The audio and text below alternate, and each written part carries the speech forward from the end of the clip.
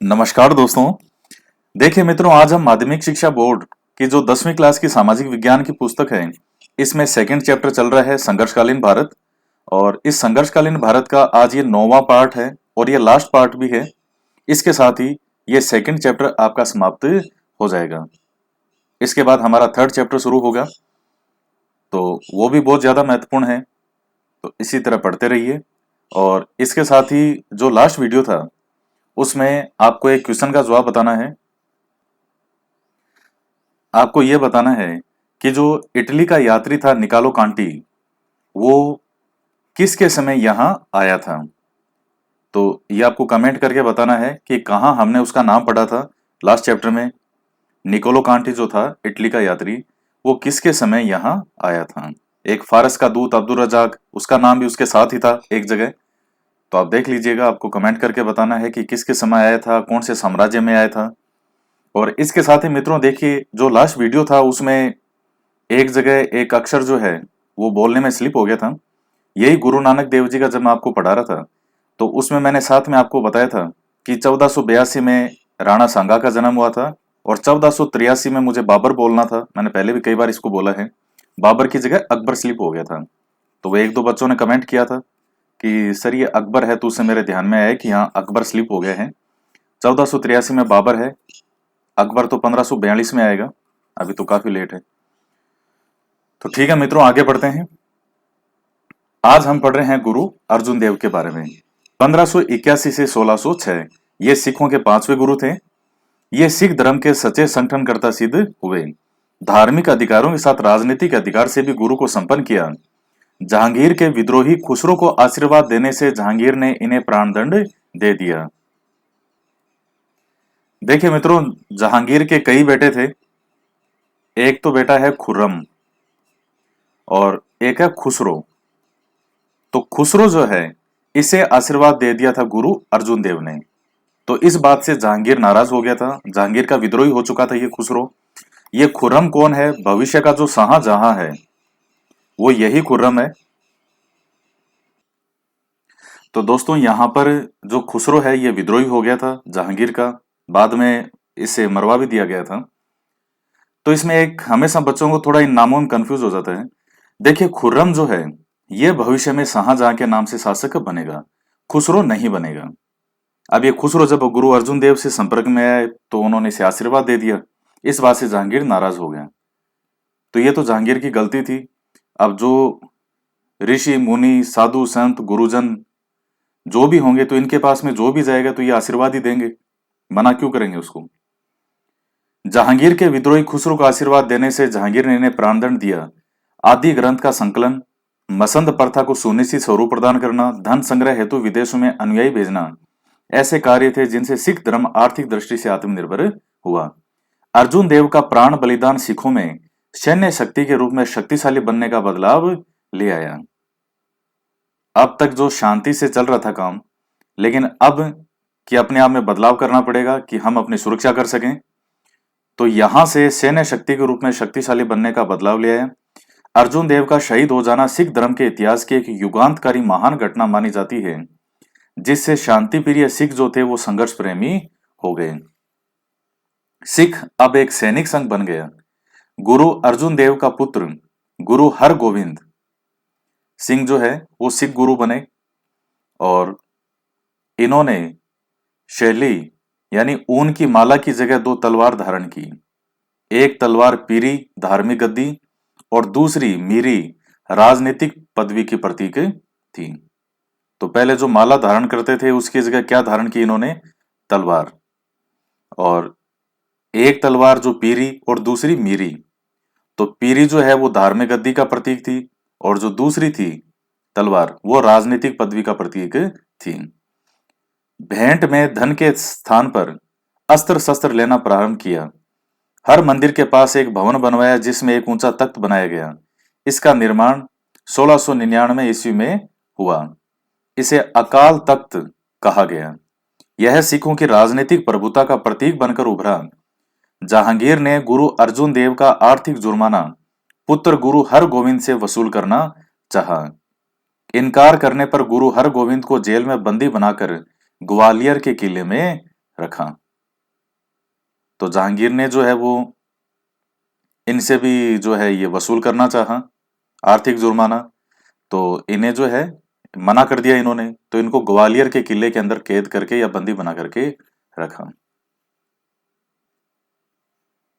हालांकि हरगोविंद ने सिख पंथ को सैनिक रूप देने का कार्य आरंभ कर दिया था, परंतु बाद के सिख गुरु हर राय और हरिकृष्ण तेग बहादुर सिख पंथ का प्रचार करने का ही इन्होंने कार्य किया। तो इनके बाद में गुरु कौन कौन से हुए थे? हरगोविंद जी के बाद में हर राय, हरकृष्ण और तेग बहादुर जी 9वें गुरु थे। 10वें गुरु जो है और अंतिम गुरु गुरु गोविंद सिंह जी होंगे। तेग बहादुर द्वारा मजहब स्वीकार न करने पर औरंगजेब ने उनका सिर कटवा दिया। उनके लिए लिखा गया कि सिर दिया पर सार यानी सिरण नहीं दिया। दिल्ली में उनका स्मारक चांदनी चौक में शीशगंज गुरुद्वारा के नाम से प्रसिद्ध है। तो मित्रों, ये सिख धर्म के बारे में महत्वपूर्ण बातें हैं। अगर आप सभी सिख धर्म के जितने भी 10 गुरु हैं, तो 10 का आप नाम ध्यान में रखें, इनका सीक्वेंस ध्यान में रखें, क्रम कि कौन सा किसके बाद बना या किसने कौन सा शुरू किया, किसी के समय की कोई महत्वपूर्ण बात हो, यही आपसे एग्जाम में पूछा जाएगा। यह स्वर्ण मंदिर जो अमृतसर में है, एक चित्र है तो इस बुक में दिया हुआ है, ये देखेगा आप।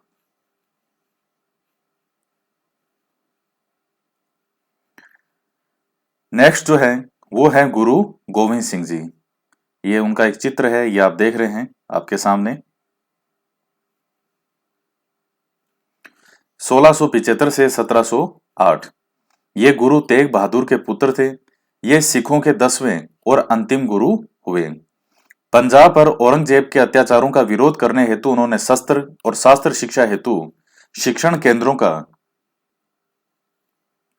विकास किया। इससे सिख संप्रदाय सक्षम बना। लाहौर के सूबेदार को नदौन के युद्ध में पराजित किया। सिखों को सुसंगठित करने, उनकी कुरीतियां हटाने, नव चेतना जागृत करने के उद्देश्य से खालसा पंथ की स्थापना 1699 ईस्वी में की। यह महत्वपूर्ण है। बलिदानी 5 भक्तों द्वारा पंच प्यारों, पाहुल यानी चरणामृत और अमृत चखाना पता से गुलाब पानी की नई प्रथा प्रारंभ की। खालसा पंथ के सिखों को 5 ककार यानी कैसे कौन कौन से हैं? कड़ा, केश, कच्छ, कृपाण और कंगा, ये रखना आवश्यक था। कड़ा, केश, कच्छ जो कच्छा, कृपाण और कंगा, ये कई बार पूछ लिया जाता है पेपर में कि कौन सा इनमें से ककार में, पंच ककार में नहीं है। कई बार आया हुआ है एग्जाम में। औरंगजेब से युद्ध की आशंका के कारण उन्होंने 1699 ईस्वी में ही आनंदपुर साहिब में एक सैनिक केंद्र खोल लिया। गुरु गोविंद सिंह धार्मिक स्वतंत्रता और राष्ट्रीय उन्नति का ऊंचा आदर्श रखते हुए सिखों के उत्कर्ष में लगे रहे। 1705 ईस्वी में मुगलों के आक्रमण के कारण उन्होंने आनंदपुर छोड़ना पड़ा इन्हें। आनंदपुर में छूटे दोनों पुत्रों जोरावर सिंह और फतेह सिंह को कैद कर सर हिंद के किले में दीवार में जिंदा चुनवा दिया गया, परंतु उन्होंने धर्म परिवर्तन नहीं किया। चमकौर के युद्ध में अपने अन्य 2 पुत्रों अजीत सिंह और झुंझार सिंह जो है ये शहीद हुए। मित्रों, ये चमकौर का युद्ध भी बहुत जबरदस्त माना जाता है। देखिए दोस्तों, भारतीय इतिहास के अंदर ऐसे ऐसे युद्ध हुए हैं, अगर उनको सही में व्याख्यायित किया जाए, डिटेल में वास्तव में हिस्ट्री में रखा जाए, तो दुनिया भी देख के हैरान रह जाएगी कि भारत में ऐसे ऐसे वीर भी हुए हैं। तो जो वास्तव में इतिहास है, जो सच्चा इतिहास है, वो हमारे सामने है ही नहीं। ये वास्तविकता है। सच्चा जो इतिहास है, हमारे वीरों का इतिहास है, वो तो हाशिए में रख दिया गया है, वो हमारे सामने है ही नहीं। केवल नाम नाम आते हैं हल्के फुल्के। जबकि ये चमकौर का युद्ध भी आप देखेंगे, इनके बारे में और पढ़ेंगे तो आप हैरान रह जाएंगे।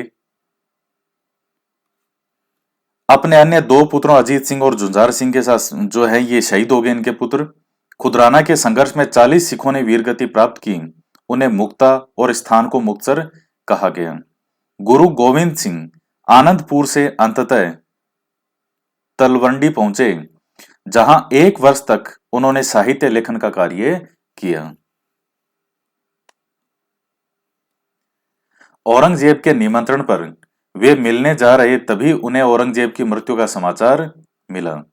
1 अक्टूबर 1708 ईस्वी को गुरु गोविंद सिंह जी भी परलोक सिधार गए। तो मित्रों, ये गुरु गोविंद सिंह जी के बहुत बड़े बलिदान हैं भारतीय इतिहास में।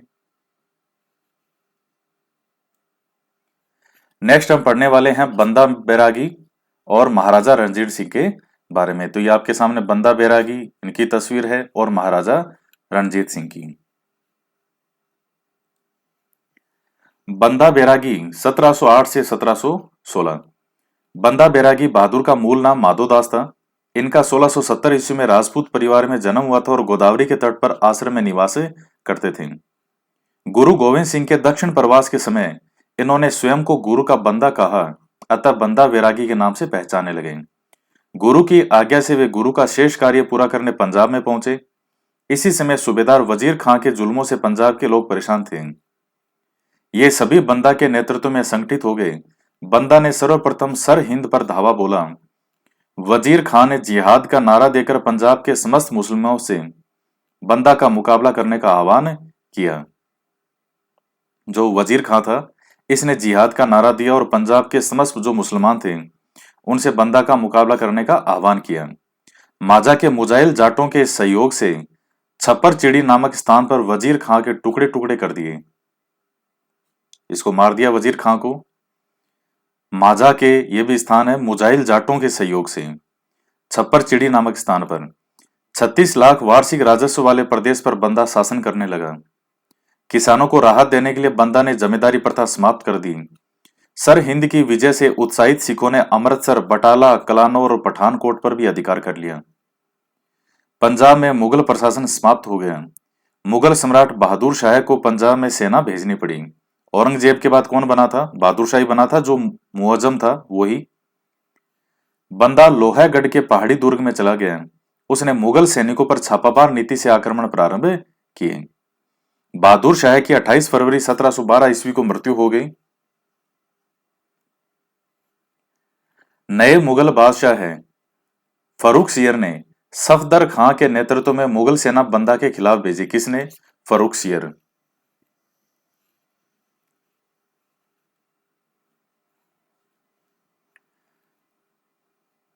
डेरा बाबा में लंबे समय तक घिरे रहने के बाद बंदा ने आत्मसमर्पण किया। दिल्ली में वह अपने सैकड़ों साथियों के साथ मौत के घाट उतार दिया गया। तो बंदा बैरागी महान त्यागी, साहसी, सूरवीर और धर्म का रक्षक था। इन्होंने मुगलों का निर्भयता से मुकाबला करके सिखों में नव चेतना का संचार किया। तो ये बंदा बैरागी के बारे में चीजें समाप्त होती हैं। अब है महाराजा रणजीत सिंह। रणजीत सिंह का जन्म 13 नवंबर 1780 को गुजरावाला में हुआ। इन्होंने दादा चाक्या मिसल के वीर नेता थे। जो इनके दादा थे वो चाक्या मिसल की, ये मिसलों में विभाजित था उस समय, तो मिसल के वीर नेता थे। उन्होंने अहमद शाह अब्दाली के विरुद्ध कई युद्ध किए। इनके पिता महासिंह थे, जिनकी मृत्यु 1792 में हुई। 1792 से 97 ईस्वी तक शासन परिषद, जिसमें इनकी माता, इनकी सास दीवान लखपत राय थे, ने प्रशासन का कार्य चलाया। 18वीं शताब्दी के अंत में सिख मिसलें विघटित अवस्था में थीं। रणजीत सिंह ने इस स्थिति का लाभ उठाया और शीघ्र ही शक्ति के बल पर मध्य पंजाब में एक राज्य स्थापित कर लिया। रणजीत सिंह ने 1799 ईस्वी में लाहौर पर और 1805 में अमृतसर की भंगी मिसल पर अधिकार कर लिया। 1803 में अकालगढ़ पर कब्जा किया। 1804 में गुजरात के साहिब सिंह पर हमला कर पराजित किया। 1808 में रणजीत सिंह ने सतलज नदी पार करके फरीदकोट, मलेरकोटला और अंबाला को जीत लिया। परंतु 1809 ईस्वी में अमृतसर की संधि के बाद सतलज नदी के पार के प्रदेशों पर अंग्रेजों का अधिकार इन्होंने स्वीकार कर लिया कि सतलज नदी के जो इधर इधर हैं वो सारे अंग्रेजों का अधिकार माना जाएगा और उधर जो है वो इनका। 1818 ईस्वी में मुल्तान, 1834 ईस्वी में पेशावर पर कब्जा किया और 1839 ईस्वी में महाराजा रणजीत सिंह की मृत्यु हो गई। और इनकी मृत्यु होने के बाद में जो है अंग्रेजों ने जो सिख है इनसे युद्ध करेंगे और धीरे धीरे पूरे सिख साम्राज्य को भी अपने अंदर अंग्रेज मिला लेंगे। मित्रों, आपको एक जानकारी के लिए बता दूं कि महाराजा रणजीत सिंह जो हैं कि अंग्रेजों ने इनके साथ अमृतसर की संधि क्यों की थी। अंग्रेज कोई भले इंसान तो थे नहीं, क्योंकि उस समय महाराजा रणजीत सिंह के पास जितनी बड़ी फौज थी, सेना थी, उस समय किसी के पास नहीं थी। अगर रणजीत सिंह जी चाहते तो अंग्रेजों को साफ कर सकते थे, लेकिन एक संदेह था इनको। क्योंकि वो संदेह ये था कि ये जैसे भारत है, अंग्रेजों ने जहां जहां हाथ पांव पसारे उन सबको साफ साफ करते गए। बंगाल था, बंगाल को साफ कर दिया, चाहे मराठा हो, चाहे मैसूर हो, कोई सी ऐसी जगह नहीं है, राजस्थान हो, कोई सी ऐसी जगह नहीं है जहां अंग्रेजों ने हाथ पांव फैलाए हो और उस क्षेत्र को विजिट नहीं किया हो। तो कहीं ना कहीं इनको डाउट था कि पता नहीं क्या हो, कि हो सकता है पूरा साम्राज्य साफ हो जाए। लेकिन आज के समय में अगर दोनों का उस समय शक्ति का मूल्यांकन किया जाए, तो उस समय जितनी इनके पास बड़ी सेना सुसज्जित अस्त्र शस्त्र से थी, उसके आसपास अंग्रेज कहीं नहीं थे। लेकिन वो मन में कहीं ना कहीं अब तक एक संदेह था कि अंग्रेजों ने अब तक जहां जहां अंग्रेज गए सबको साफ करते गए।